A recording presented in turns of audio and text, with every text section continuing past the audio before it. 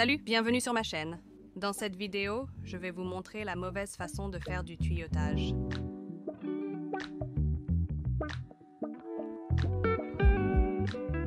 Oui, vous m'avez bien entendu. Je vais vous montrer la mauvaise manière d'utiliser certains embouts de tuyautage. Maintenant, cette demande est en fait venue de l'un d'entre vous, et au début, je me suis demandé pourquoi je vous montrerais comment ne pas utiliser les embouts de tuyautage. Mais en fait, je pense que c'est vraiment utile à voir. Au cas où vous utiliseriez mal certains embouts de tuyautage à la maison et que vous ne sauriez pas comment vous corriger. Donc ce que je vais vous montrer, c'est la mauvaise façon d'utiliser certains embouts. Puis je vous montrerai la bonne façon, afin que vous puissiez comparer, chez vous si nécessaire. Maintenant, le tuyautage est toute une question de pression. Il faut bien doser la pression tout en pressant la crème au beurre à travers un embout de tuyautage. La première étape est de savoir comment ne pas tenir votre poche à douille. Comment ne pas le tenir? C'est en pressant la crème au beurre au milieu et en laissant la crème au beurre sortir des deux extrémités. Grosse erreur. Maintenant, j'ai bien de la crème au beurre à l'extrémité ici, mais ce que je veux faire, c'est en fait de tordre l'extrémité de la poche à douille pour qu'elle soit fermée afin que la crème au beurre ne sorte pas de l'autre extrémité et qu'il n'y ait qu'une seule voie pour qu'elle sorte, qui est à l'extrémité ouverte où se trouve la pointe. Maintenant, le glaçage consiste à utiliser la bonne quantité de pression lorsqu'on pousse cette crème au beurre à travers. Alors nous allons commencer avec cette douille, un M, qui est une belle douille étoilée ouverte. Généralement, nous l'utilisons pour de grands tourbillons sur des cupcakes ou de petites rosettes. Donc une rosette est un tourbillon très serré qui se termine par un joli mouvement de poignet. Maintenant, c'est un excellent exemple de non-application de la pression. Correctement, si vous ne poussez pas correctement, cela se produit. Il est très mince et peut ne même pas suivre toute la forme parce que vous avez besoin de cette pression pour obtenir cet effet complet. Maintenant, bien sûr, si vous ne faites pas la forme correctement en premier lieu, alors vous allez finir avec quelque chose comme ça.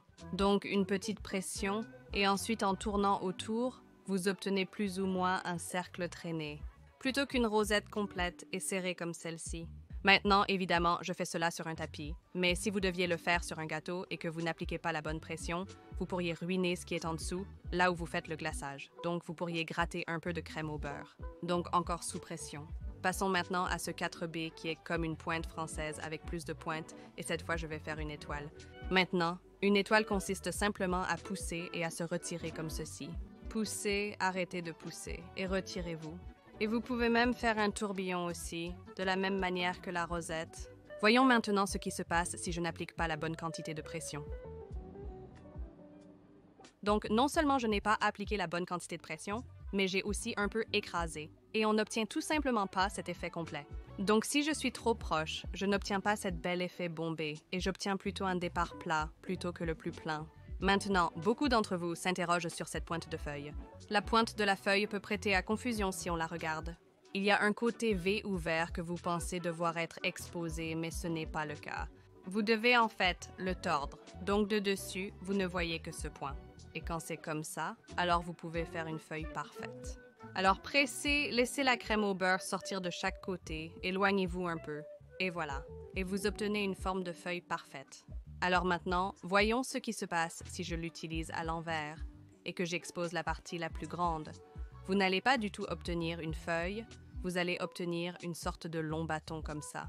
Donc pouvez-vous voir que la crème au beurre montre juste, je suppose que vous pouvez en quelque sorte l'utiliser comme une feuille, mais ce n'est pas l'effet que nous voulons. Donc ce que j'ai ici est aussi une pointe de feuille, mais avec un léger V au tout centre, et c'est ce qu'on appelle une feuille de vigne. Et avec ça, j'aime aussi faire des volants. C'est ainsi qu'on l'utilise correctement. Vous voulez en fait l'utiliser à plat contre la surface. Et encore une fois, laissez sortir la crème au beurre de l'ouverture. Comme ça, donc soit une feuille individuelle, comme ça, ou si vous faites un volant, pressez et descendez, pressez et descendez, pressez et descendez. Et il est vraiment important de maintenir la pression uniforme là aussi. Alors maintenant, voyons ce qui se passe lorsque j'utilise la pointe à l'envers. Donc tout d'abord, à l'envers, vous obtenez à nouveau ce genre de ligne étrange. En fait, cela semble vraiment bien. C'était donc en fait avec la pointe à l'envers, ce qui est en fait vraiment bien sorti. Mais ce n'est pas la feuille que nous recherchons. Donc avec cette pointe de feuille de vigne spécifique, les gens ont du mal avec ce qui suit, gardez cette feuille bien courte. Alors je vais vous montrer ce qui se passe si vous continuez à traîner la feuille, elle se divise un peu. Donc si vous poussez et que vous continuez à traîner, vous obtenez une sorte de longue feuille, et vous voulez la garder beaucoup plus courte que ça. Donc l'idée est d'arrêter plus tôt. Donc encore une fois, si vous obtenez des feuilles plus longues comme celle-ci, cela signifie que vous allez trop loin. Et avec le ruban, si vous changez la pression, vous allez obtenir de grands, de petits, de plus grands. Encore comme ça, ce n'est pas ce que vous le voulez agréable et uniforme. Comme celui-ci, n'est-ce pas? Discutons maintenant de cette pointe de pétale.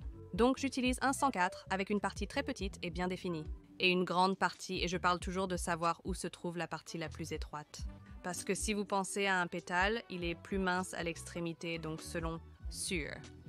Si vous décorez sur une surface plate, si vous décorez des fleurs, vous devez vraiment savoir où se trouve cette partie mince.